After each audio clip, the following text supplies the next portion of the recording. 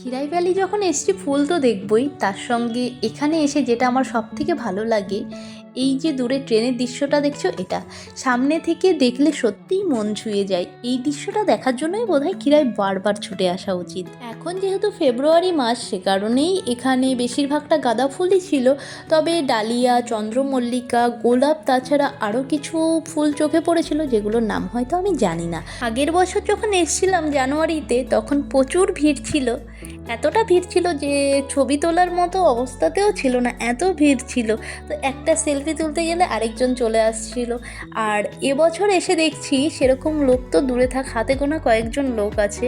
আর হয়তো ম্যাক্সিমাম 10 দিন মতো থাকবে এই খিরাইতে। যে দোকানপাটগুলো দেখলে সেগুলো জানো তো, এখানে ফুলের দাম অনেক কম। চন্দ্রমল্লিকা মাত্র 1 টাকা করে পার পিস নেয়। আর এদিকে ফুলের বুকেগুলো আছে, সেগুলো 40 টাকা 50 টাকাতেও অনেক ফুল দিয়ে কিন্তু ফুলের বুকে করে দেয়।